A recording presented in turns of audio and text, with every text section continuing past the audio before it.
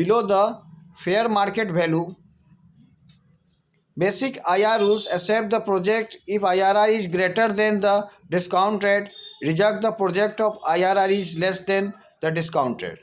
Bear bonds: a bond is issued without record of the owner's name. Whoever holds the bonds is owner. Benchmark: an index and average whose movement is considered general indicator directors of overall market.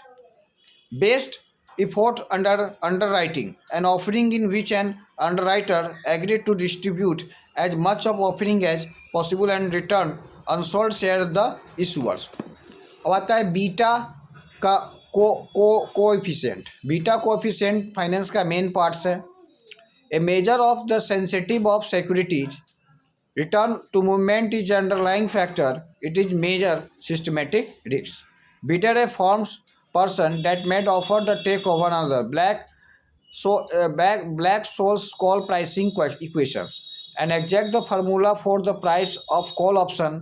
The formal required 5 variables: the risk-free interest rate, the variance of the underlying stocks, the exercise price, the price of the underlying stocks at a time to expiration. अब आता है blanket inventory line. A secure loan that gives the lenders A line against the ब्रोवर्स inventory. Bond: a long term dept of the firm. In common use the terms bond obtain refer to both secured and unsecured dept. Bond को हम secured भी कर सकते हैं, unsecured डेप्ट भी करते हैं. Book cash: a firm cash balance as reported in the financial statement, also called ledger cash. इसको बुक कैश को हम क्या करते हैं, लेजर कैश भी के नाम से पुकारते हैं. Book value: the forms total assets minus the total liability. उसे हम क्या करते हैं, बुक फॉर्म का जब टोटल एसेट्स में से जब हम टोटल लायबिलिटीज घटा देते हैं तो मेरा क्या होता है, बुक वैल्यू, जिसको हम कहते हैं नेट वर्थ.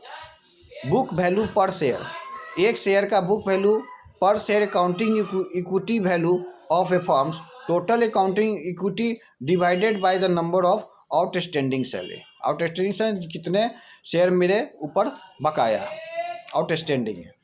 बोरो मीन्स होता है the obtain receive money on loan with the promise understanding or returning its equivalent. Break even analysis: break even analysis का मतलब होता है नो प्रॉफिट नो लॉस. इस पर फाइनेंस सेक्टर या तो प्रॉफिट भी नहीं हुआ और लॉस भी नहीं हुआ, उससे कहते हैं break even analysis. Analysis the level of sale at which a project would make zero profit, no profit no loss. अब अकाउंटिंग के भाषा में हम कैसे रोएंगे, एसेट्स ना रहा, लायबिलिटीज ना रहा. तो इसी तरह हम फाइनेंशियल सेक्टर में रोते हैं, एसेट ना रहा, लायबिलिटीज ना रहा. Bubble theory of specialist market: security price sometimes move widely above their fundamental value. उस पर बिजनेस फेलियर में the risk that the firm's stock holder bear if the firm is financed only with equity. Buying the index: purchasing the stock in the standard and the poor 500 in the same proportion the index to achieve the same returns.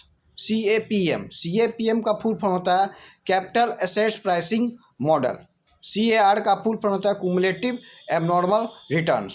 Call option means the right but not the obligation. इसमें call option में अधिकार होता है, obligation नहीं होता है. Two by a fix number of share of stock at the stated price with in a specified time. इसमें time को स्पेसिफाइड किया जाता है. कॉल प्रीमियम क्या होता है, कॉल प्रीमियम में होता है the principle of A call option A common stock. Call price of a bond: amount at which a firm has the right to repurchase its bond debenture before the state maturity date. The call price is always set at equal or more than the par value. Call protect: describe a bonds that not allowed to be called usually for certain yearly period of the life of the bond. Call provision भी finance का part है.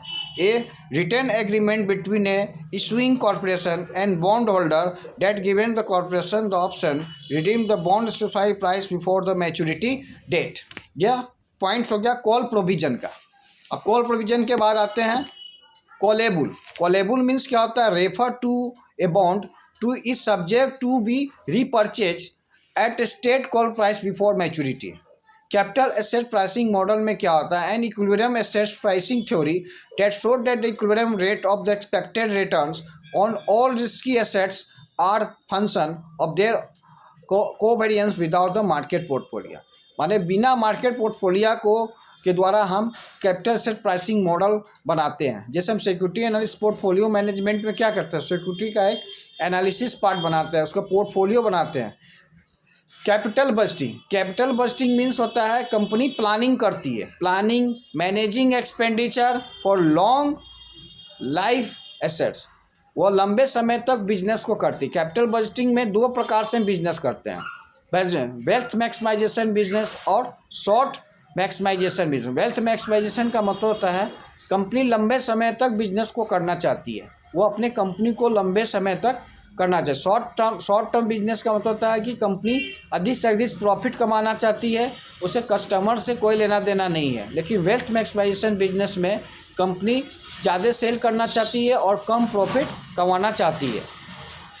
अब आते हैं capital gain. Capital gain का मतलब था positive change in the value of an assets and negative capital gain is a capital loss.